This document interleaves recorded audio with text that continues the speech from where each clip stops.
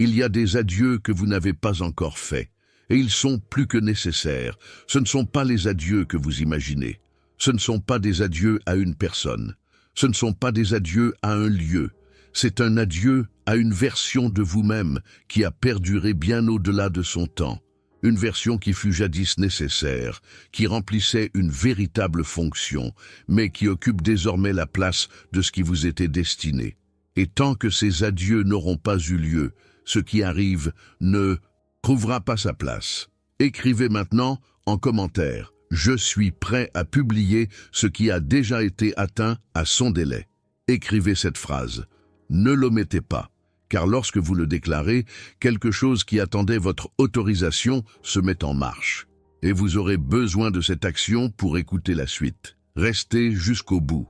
Ce n'est pas une simple formalité. Ce que je vais dire est structuré.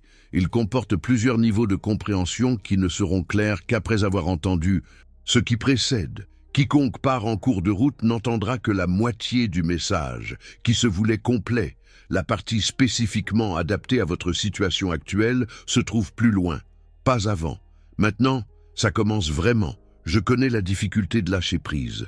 Pas de loin, pas en théorie. Je sais ce que c'est que de s'habituer à ce qui nous a fait souffrir, et que ce familier, aussi douloureux soit-il, paraisse plus rassurant que l'inconnu qui nous attend de l'autre côté du lâcher-prise. Je sais ce que c'est que d'être sur le point de faire des adieux nécessaires et de reculer non par faiblesse, mais parce qu'à cet instant, la douleur de rester semblait moindre que la peur de partir. Je sais ce que c'est que de s'accrocher à ce qui aurait déjà dû partir parce que lâcher prise est vécu comme une perte, alors qu'en réalité, cette perte a eu lieu il y a longtemps et que ce à quoi on s'accroche n'est que le poids de ce qui a été perdu, et non la chose elle-même. Je ne suis pas venu pour te juger, je suis venu te dire que le temps de porter ce fardeau touche à sa fin. Non pas parce que tu l'as demandé, non pas parce que tu as tout fait correctement, non pas parce que tu le mérites d'une quelconque manière, mais parce qu'il y a un temps pour tout, et le temps de ce fardeau que tu portes est révolu. Permettez-moi de vous expliquer en quoi consistent les adieux que je souhaite. La plupart des gens imaginent les adieux comme une rupture, comme quelque chose qui se brise, qui disparaît, qui s'en va d'un coup. Et parfois, c'est le cas. Mais le plus souvent, lorsque j'accompagne une personne dans un adieu nécessaire, ce n'est pas soudain. C'est un processus de prise de conscience progressive que ce à quoi on s'accroche ne sert plus. Un processus où je montre lentement, sans détruire mais en révélant le prix à payer et ce qui bloque. Vous êtes déjà engagé dans ce processus. Cela fait plus longtemps que vous ne le pensez.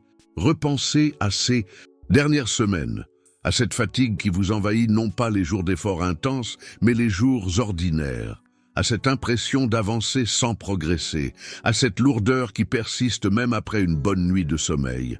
Il ne s'agit pas simplement de fatigue physique, c'est le signe que vous portez un fardeau qui n'était pas fait pour vous, quelque chose qui appartenait à une autre étape de votre vie, qui faisait partie intégrante de ce que vous deviez être à ce moment-là, mais qui, désormais, n'est plus qu'un poids. Et le poids que tu portes a un nom, tu le sais. Je n'ai pas besoin de te le dire. Tu l'as ressenti lorsque tu t'es arrêté suffisamment longtemps pour le ressentir, dans le silence entre deux tâches, à l'instant qui précède l'endormissement, au petit matin avant que la journée ne commence, lorsque, pendant quelques secondes, l'esprit est assez clair pour que la vérité apparaisse, avant que le bruit quotidien ne vienne la recouvrir. Dans ce silence, vous savez déjà ce dont vous devez vous libérer. Ce qui manque, ce n'est pas l'information. Ce qui manque, c'est l'autorisation. Et je suis venu vous l'accorder. Vous avez la permission de dire au revoir. Pas de façon théâtrale, pas de rituel. Pas besoin que l'autre personne reconnaisse que vous dites adieu. Les adieux les plus profonds sont intérieurs. Ils surviennent lorsque vous cessez de gaspiller votre énergie à maintenir ce qui est déjà terminé. Lorsque vous cessez de ressasser le passé à la recherche d'une autre version des faits. Lorsque vous cessez de construire des arguments pour justifier votre attachement à ce à quoi vous vous accrochez et que vous cessez simplement de vous accrocher. Voilà les adieux dont je parle. Ce n'est pas de l'abandon. Ce n'est pas de l'indifférence, c'est de la reconnaissance que ce qui est fait, que cela avait de la valeur à son époque, que toute cette histoire a eu lieu et a contribué à faire de vous ce que vous êtes aujourd'hui, et que précisément parce que cela en a fait partie, cela n'a plus besoin d'être présent. Cela peut exister comme un souvenir, comme une leçon, comme une composante de ce qui a façonné votre personnalité, sans qu'il soit nécessaire de continuer à l'entretenir.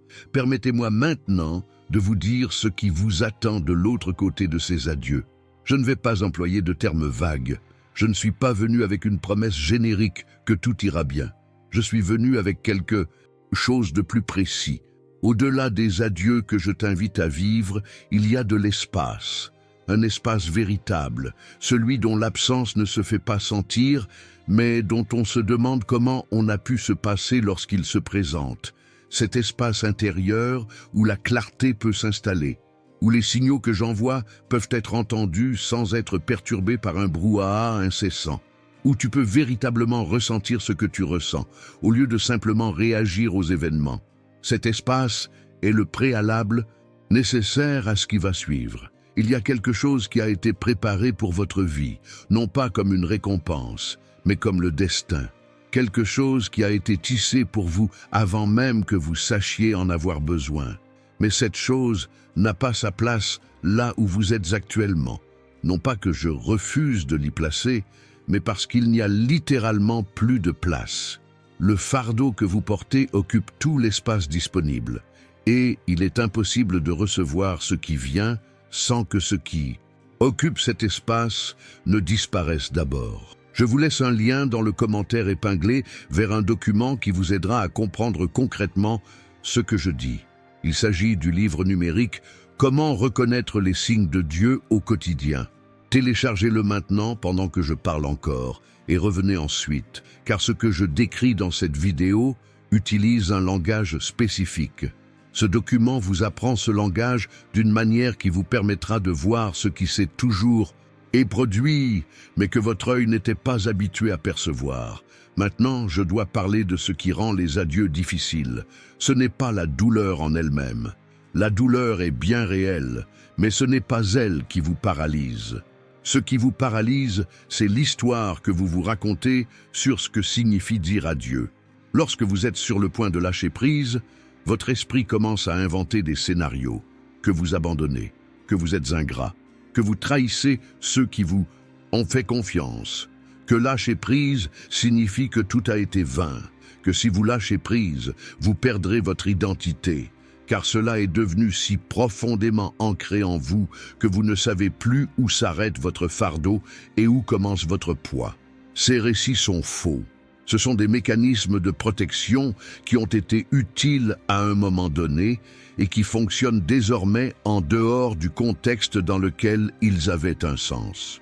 La partie de vous qui a peur de lâcher prise n'a pas tort d'avoir peur. C'est l'interprétation de cette peur qui est erronée. Avoir peur de lâcher prise n'est pas un signe qu'il ne faut pas lâcher prise. C'est le signe qu'un processus important est en marche, que ce qui demande à être libéré avait un poids réel dans votre vie, et que dire adieu exigera quelque chose de vous. Et exiger quelque chose n'est pas une punition, c'est un investissement. C'est l'énergie que la transformation requiert de la personne qui la vit. Chaque fois dans l'histoire que j'ai dirigé des adieux nécessaires, cela a eu un prix pour ceux qui les vivaient. Abraham a perdu la certitude d'un avenir qu'il croyait connaître. Joseph a perdu le réconfort de sa famille avant tout ce qui a suivi. Paul a perdu toute une identité qu'il avait patiemment et résolument construite au fil des ans. Et à chaque fois, le prix était réel. Et à chaque fois, ce qui a suivi n'a été possible que parce que ces adieux ont eu lieu. Je ne vous dis pas que la suite sera facile. Je dis simplement que la suite ne peut advenir sans que les adieux aient eu lieu au préalable. Et reporter les adieux, c'est reporter ce qui vous attend de l'autre côté. Permettez-moi maintenant d'approfondir un sujet que la plupart des gens ignorent. Il y a quelque chose auquel vous vous accrochez sans que cela soit immédiatement identifiable comme un fardeau. Ce n'est pas une relation qui vous a coûté trop cher. Ce n'est pas une situation qui a manifestement échoué.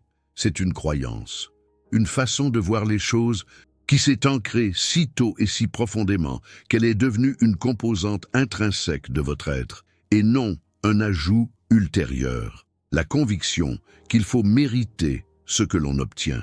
Je ne parle pas d'effort. L'effort est une bonne chose. Le travail fait partie intégrante de la réalisation des choses. Je parle d'autre chose.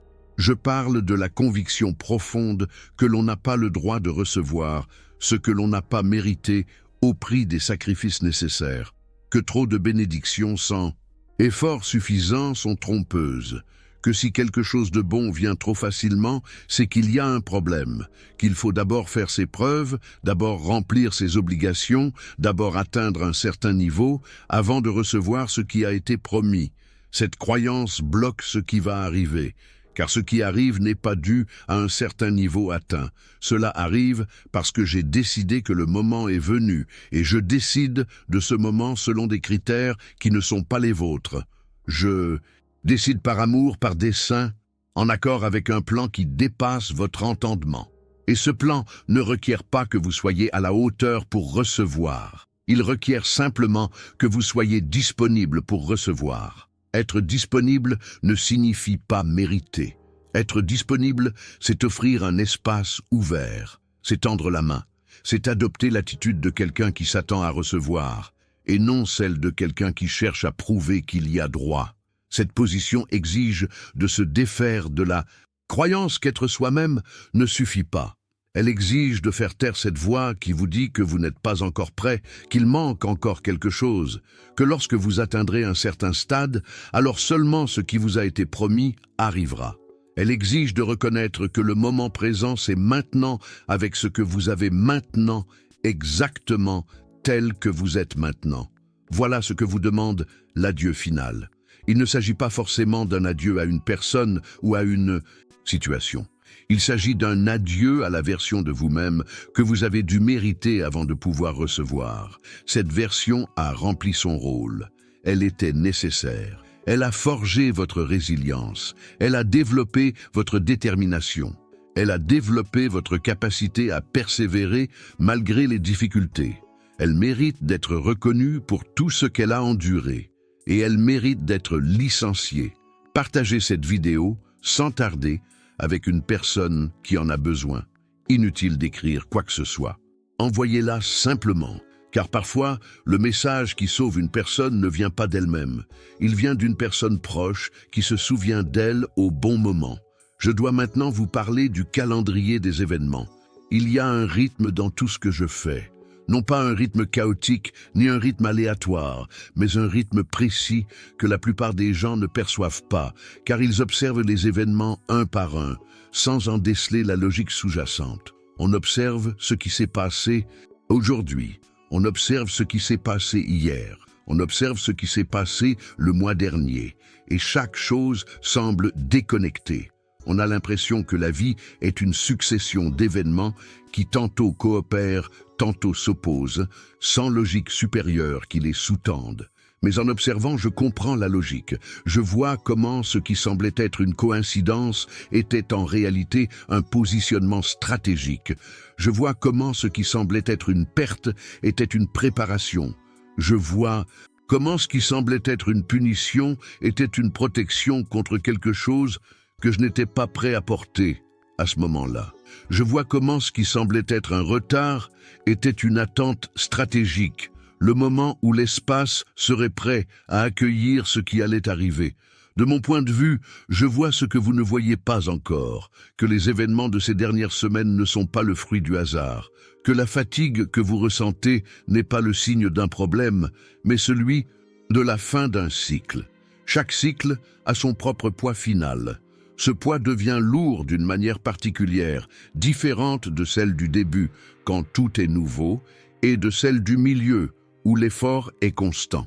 Le poids de la fin d'un cycle est celui de quelqu'un qui a porté quelque chose jusqu'à pouvoir le lâcher.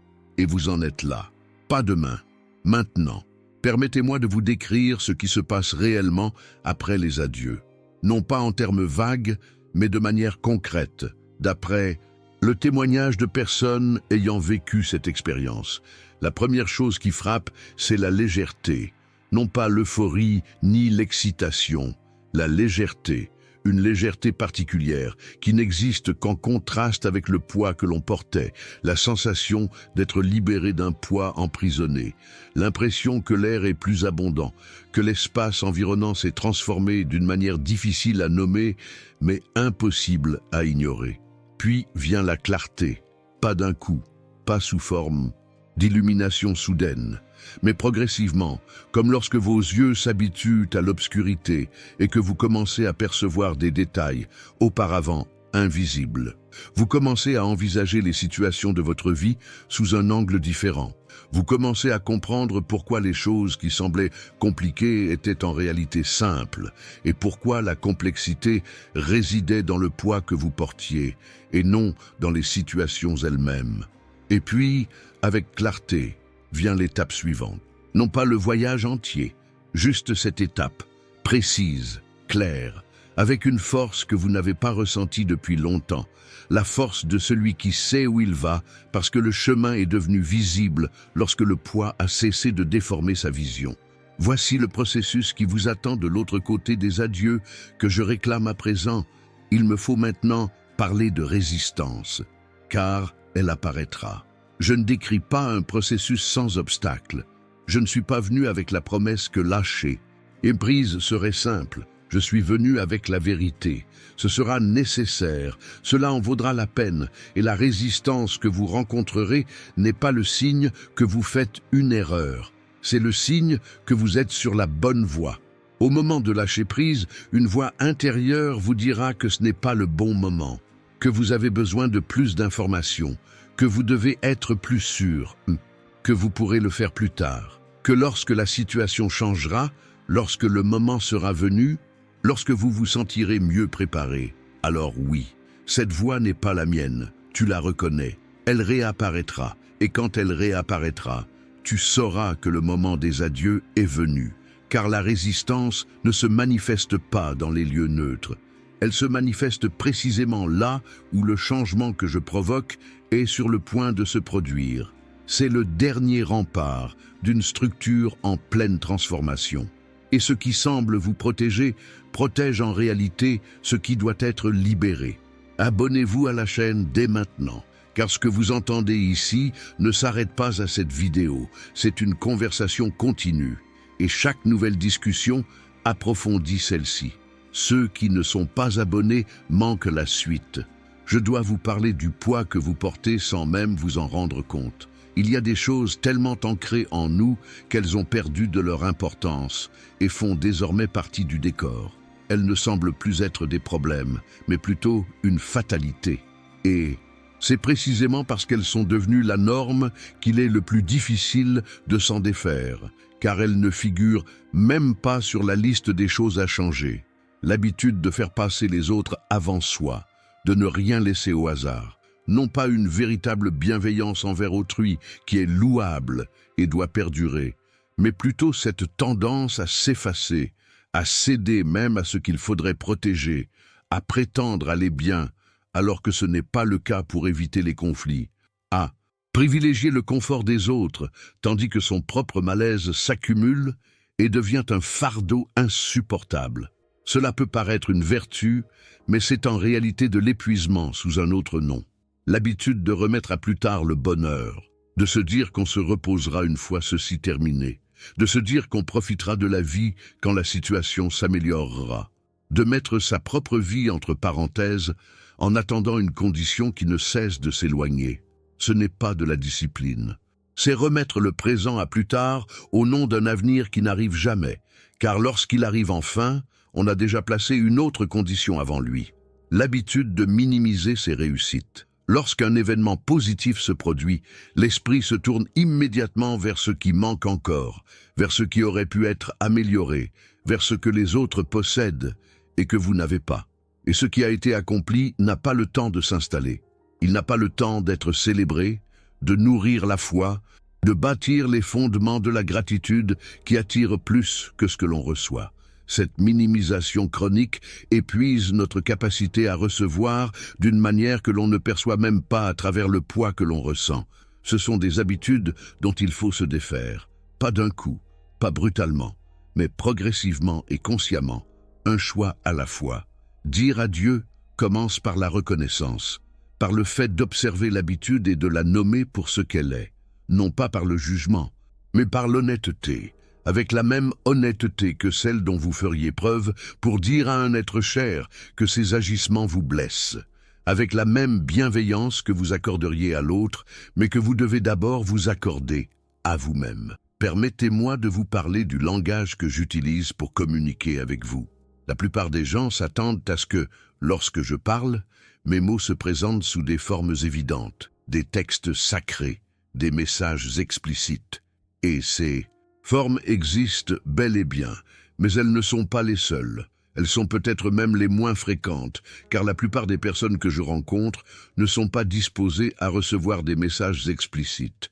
Elles sont prises dans le tumulte du quotidien, passant d'une chose à l'autre, l'attention dispersée dans 1000 directions à la fois. J'utilise donc la vie quotidienne comme langage. Je me sers du malaise qui surgit au bon moment pour vous arrêter. Je me sers du souvenir qui revient sans raison apparente pour vous révéler ce qui était resté inachevé. Je me sers de la rencontre inattendue avec une personne pour vous présenter ce que vous aviez besoin d'entendre, venant d'une source que vous reconnaissiez comme fiable. Je me sers du livre que vous avez ouvert par erreur, mais qui contenait exactement ce dont vous aviez besoin. Je me sers de la chanson qui passait au moment où les paroles exprimaient ce que vous n'arriviez pas à formuler. Je me sers de situations qui semblent accidentelles, mais qui étaient en réalité planifiées. Ce langage est à l'œuvre dans votre vie en ce moment même. Vous recevez des signaux en permanence. Ce qui manque, ce ne sont pas plus de signaux, mais la prise de conscience que ces signaux arrivent déjà. Le commentaire épinglé contient des éléments qui transformeront votre perception du quotidien. L'e-book « Comment reconnaître les signes de Dieu dans la vie de tous les jours » vous enseignera le langage divin de manière pratique et directe. Il vous montrera la différence entre coïncidence et signe, entre bruit et message, entre le tumulte du monde et la voix qui s'en sert pour vous parler. Procurez-vous cet ouvrage. Je dois maintenant aborder un sujet qui sera difficile à entendre, mais qui doit être dit. Tu as prié pour certaines choses, tu as demandé des choses, tu as espéré des choses. Et certaines ne sont toujours pas arrivées. Et ce qui n'est pas arrivé a créé une blessure particulière, différente de la fatigue, différente de la frustration, la blessure de celui ou celle qui a attendu avec une foi sincère et n'a pas vu se réaliser ce qu'il ou elle espérait, au moment où il ou elle l'espérait. Et cette blessure devient parfois une barrière silencieuse entre toi et moi, inavouée, innommée, mais présente dans la prière lorsque l'abandon n'est pas total, car une part est préservée pour se protéger d'une nouvelle déception. Je connais cette blessure. Je ne suis pas venu la guérir par des mots. Je suis venu et vous demander de la rapprocher de moi au lieu de l'éloigner de moi. La déception liée à des attentes non comblées ne prouve pas que je vous ai déçu.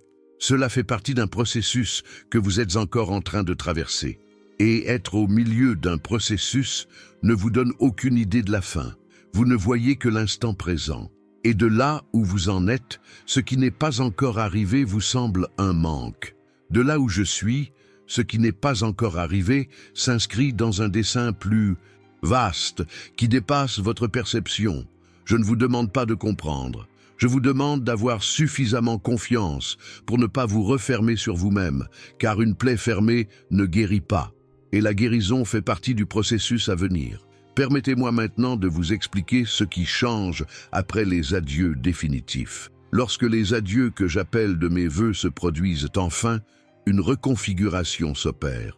Non pas instantanée, ni toujours immédiatement visible, mais réelle et progressive. Les priorités changent. Ce qui paraissait urgent hier commence à perdre de son importance. Ce que vous repoussiez comme si ce n'était pas urgent commence à apparaître pour ce qu'il est, ce qui compte vraiment. La hiérarchie intérieure s'adapte à ce qui était prévu pour vous, et non à ce que la peur a jugé le plus sûr. Les gens autour de vous le remarquent avant vous. Ils perçoivent un changement, une autre façon de réagir, une fermeté nouvelle, une sérénité qui n'est pas de l'âme, une passivité mais une véritable assurance. L'assurance de celui ou celle qui a lâché prise sur ce qui devait l'être et qui est ouvert à l'avenir. Les mains ouvertes reçoivent, les mains fermées s'accrochent à ce qu'elles possèdent déjà, et parce qu'elles s'y accrochent si fort, elles ne laissent aucune place à ce qui va venir. Voici l'image que je veux que vous gardiez à l'esprit. Main ouverte. Non pas une main relâchée, non pas une main négligente, non pas une main qui laisse tout tomber sans discernement. Une main qui discerne ce qu'elle doit lâcher, le lâche consciemment et reste ouverte à ce qu'elle doit recevoir. Voilà ce que produit un adieu définitif. Non pas une perte, mais une disponibilité. Il y a une prière que je veux que vous récitiez maintenant. Pas à voix haute si vous n'y arrivez pas, simplement en silence. Tout simplement. Seigneur, je reconnais ce qui m'empêche d'accéder à mon espace. Je permets que cela soit enlevé. J'ai confiance en ce qui prendra sa place. Ça suffit. Inutile d'en faire plus. Une phrase ne se mesure pas à sa longueur, mais à son intention.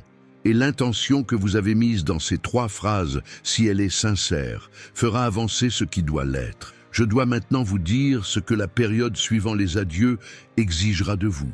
Il vous faudra apprendre à habiter l'espace, qui se libérera. Cela paraît simple, mais ça ne l'est pas. Les personnes qui ont longtemps vécu dans la surcharge ont du mal à appréhender l'espace. Cela semble étrange, comme s'il manquait quelque chose. L'esprit a tendance à vouloir le combler immédiatement par davantage d'obligations, de soucis, d'occupations, comme si le vide était dangereux. Ce n'est pas. L'espace est le terreau fertile de la nouveauté. L'espace est le lieu où ma voix, celle qui me permet de communiquer avec vous, trouve enfin un écrin pour s'exprimer pleinement. L'espace est à l'origine de toutes les promesses qui n'ont pas encore vu le jour, faute d'espace pour les accueillir. Il vous faudra apprendre à demeurer dans cet espace sans le remplir immédiatement, à tolérer cette légèreté qui vous semblera étrange les premiers jours, à ne pas interpréter l'absence de votre poids habituel comme mon absence, car je serai plus présent que jamais, plus communicatif, plus audible. Ce que je vais vous dire ici sera différent de ce à quoi vous vous attendiez. Ce ne sera pas dramatique, mais précis. Ce sera une orientation claire pour une prochaine étape concrète. Ce sera un éclairage nouveau sur une situation qui permettra de lever un obstacle qui semblait insurmontable. Ce sera une meilleure compréhension d'une personne qui changera votre perception du problème. Cet espace que ces adieux vont créer me permettra de travailler avec plus de liberté que je n'en ai eu ces derniers temps. Permettez-moi de revenir un instant sur le poids spécifique que vous portez dans votre relation avec le passé. Il existe une manière particulière d'appréhender le passé qui ne se manifeste pas comme un attachement. Elle se présente plutôt comme une analyse, une révision, une tentative de comprendre ce qui s'est passé afin de ne pas le répéter. Et l'intention qui la sous-tend est sincère et légitime.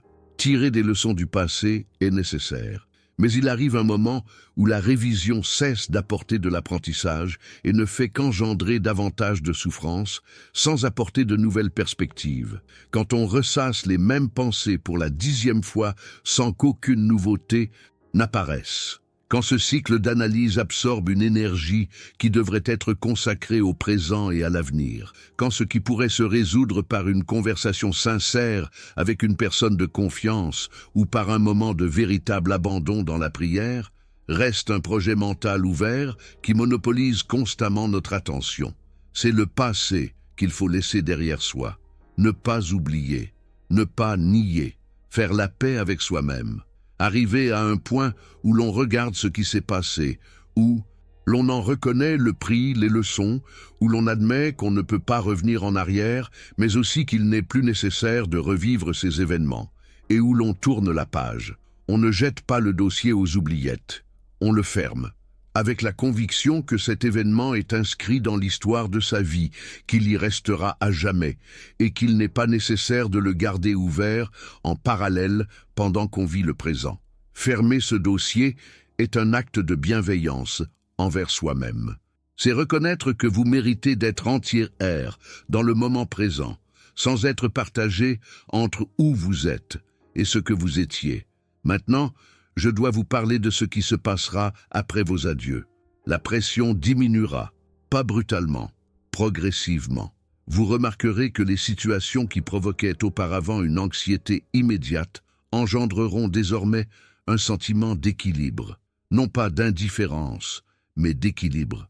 La différence entre une personne qui porte un poids et une autre qui se tient en apesanteur est la même qu'entre une personne qui réagit par désespoir et une autre qui répond avec fermeté. Vous commencerez à répondre au lieu de réagir. Et la différence concrète que cela représente au quotidien est énorme.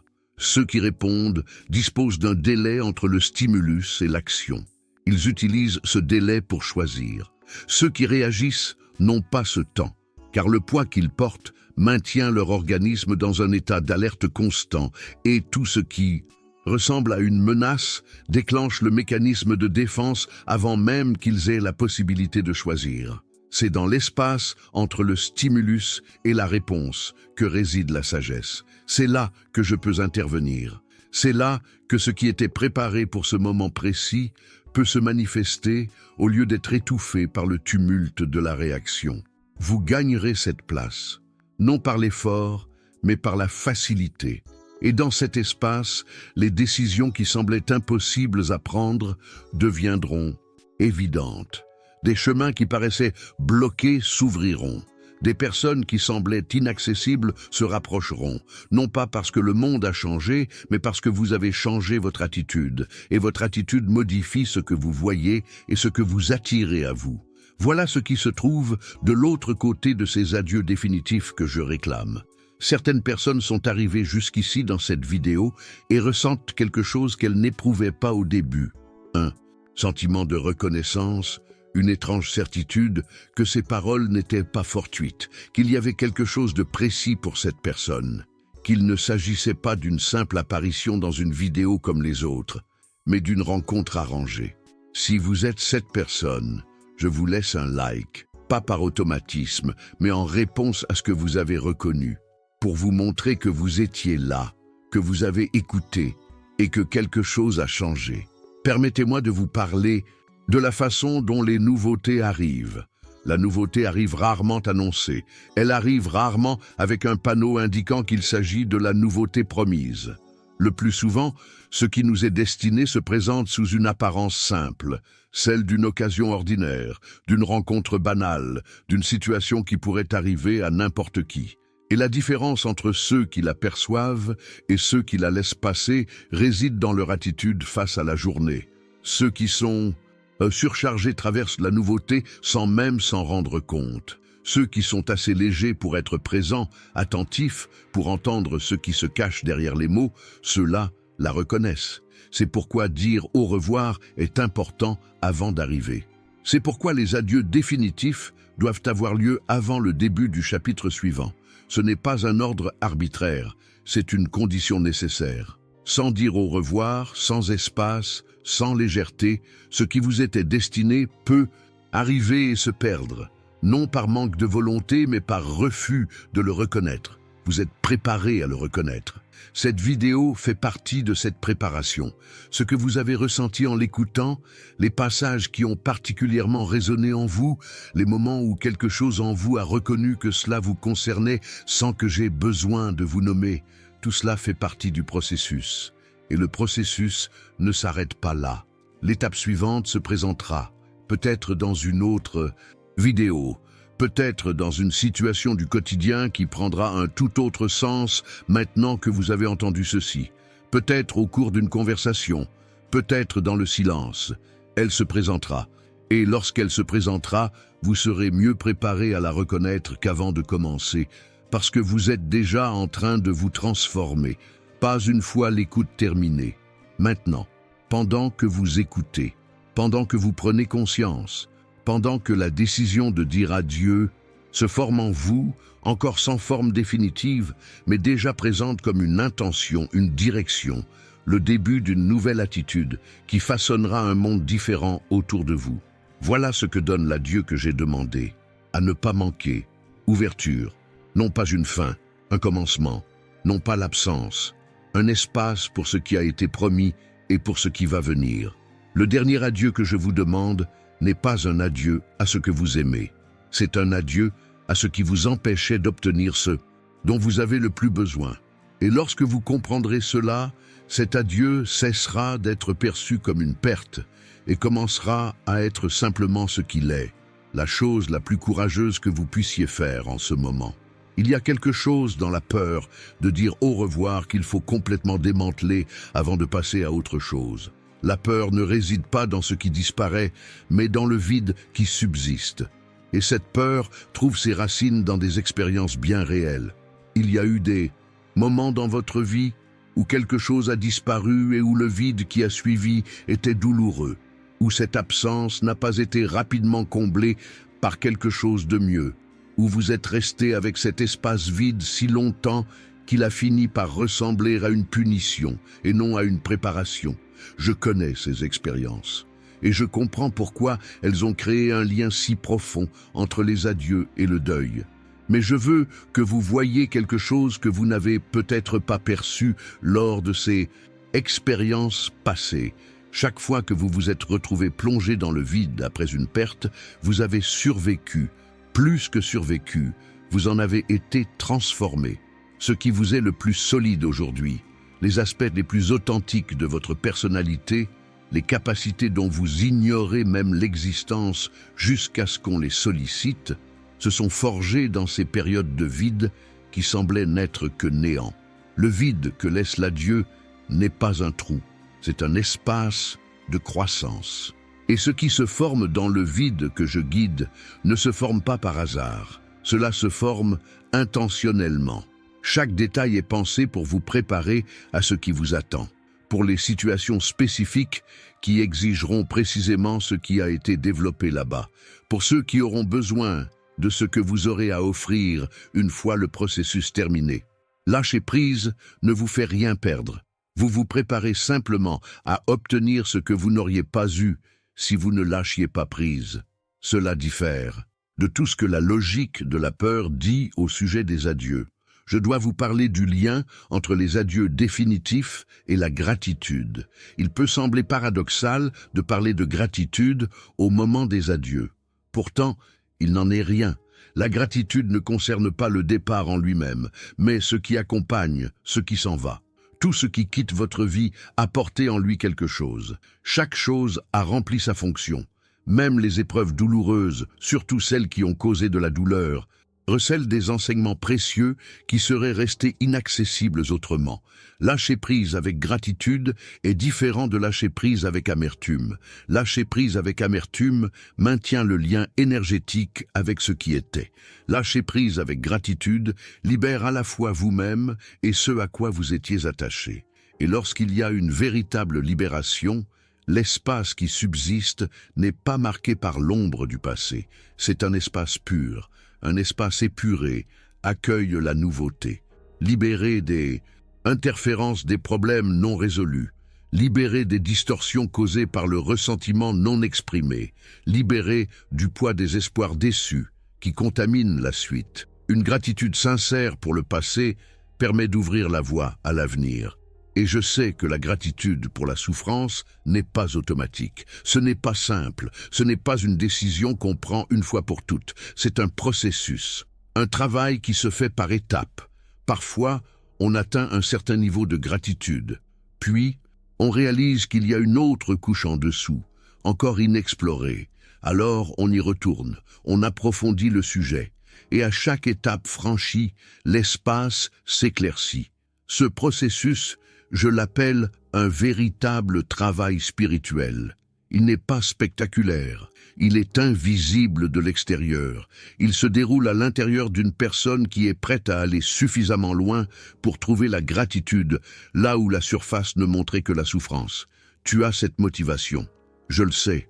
C'est pour ça que tu Et là, maintenant, je dois parler de ce qui arrive aux personnes qui entourent celle qui fait ses adieux. Lorsque vous modifiez votre état d'esprit, le système relationnel qui vous entoure le perçoit. Pas forcément consciemment, mais il le perçoit. Les dynamiques qui dépendaient de qui vous étiez auparavant commencent à nécessiter un réajustement. Certaines s'adapteront naturellement, sans drame, évoluant simplement avec vous. D'autres résisteront, tenteront de vous ramener à vos anciennes habitudes, utiliseront des mécanismes qui fonctionnaient auparavant pour essayer de restaurer le statu quo. Et ces tentatives ne sont pas malveillantes. Elles sont le reflet de systèmes qui n'ont pas encore été rééquilibrés. Votre réaction à ces tentatives constituera l'un des premiers tests de cette nouvelle chose qui émerge. Il n'est pas nécessaire de réagir par la confrontation.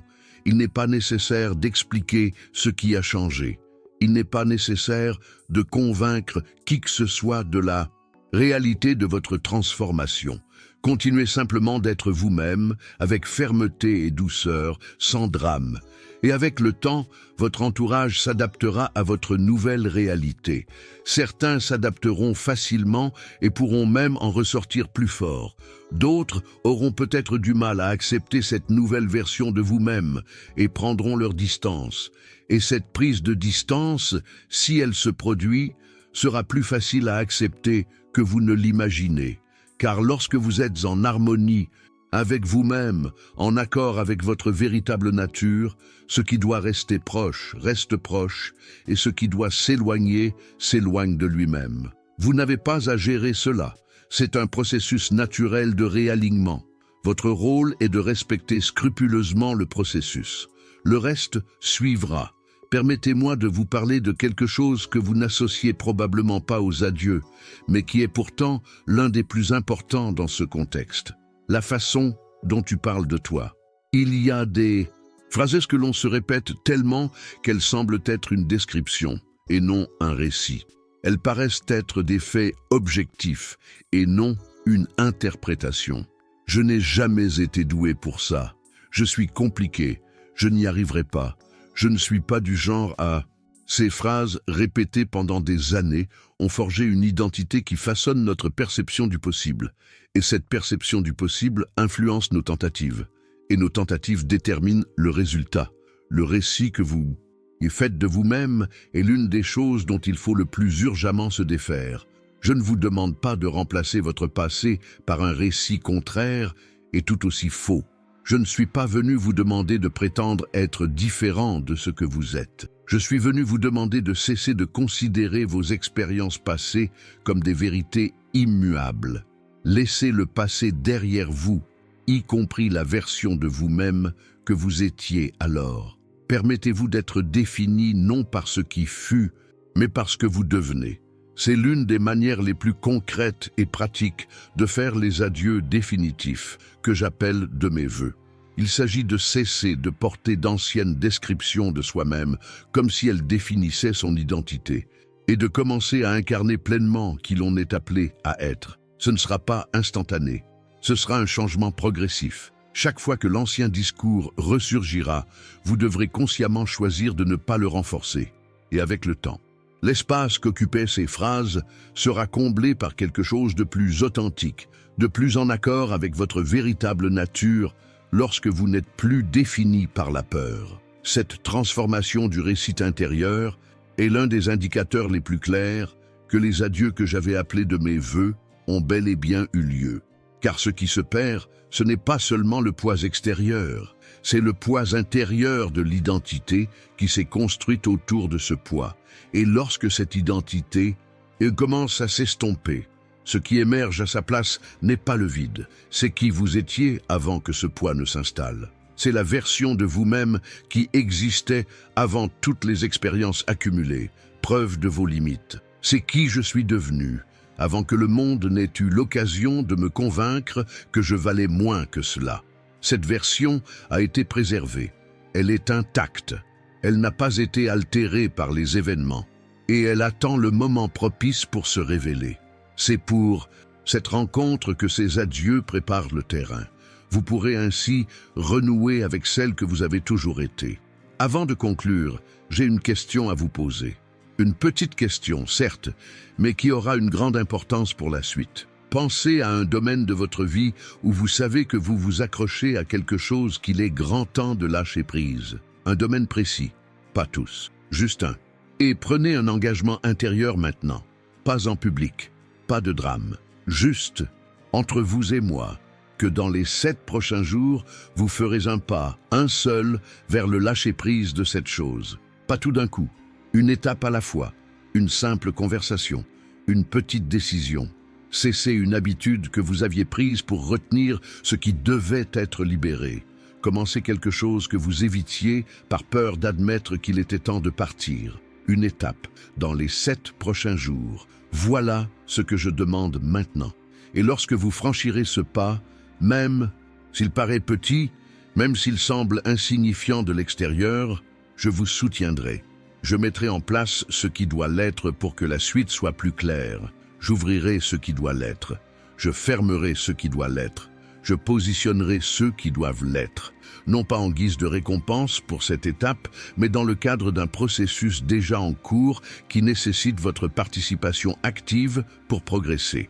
Vous n'êtes pas seul dans ce processus. Vous ne l'avez jamais été. Voici la certitude que je souhaite vous transmettre en ce moment. Non pas la théorie de l'existence de Dieu et d'un plan, mais la certitude pratique, concrète et appliquée que, dans ce processus d'adieu qui se déroule actuellement dans votre vie, vous n'êtes pas seul face aux décisions concernant ce qui part, ce qui arrive et la manière dont cette transition s'opère. Je suis là, active, présente. Je travaille sur les détails invisibles. Je positionne ce qui doit l'être. Je prépare ce qui doit l'être. J'apporte mon soutien à ce qui doit l'être pendant la phase d'ajustement. Et ce qui suivra les adieux, ce qui est déjà en marche, ce qui a été conçu spécifiquement pour vous à ce stade de votre vie, arrivera. Non pas parce que vous étiez parfait, non pas parce que vous n'avez pas commis d'erreur, non pas parce que vous le méritiez selon les critères du monde. Cela arrivera car cela a été préparé, car le moment est venu, car vous êtes là, à l'écoute, attentif et disponible. Et c'est cette volonté qui ouvre la porte.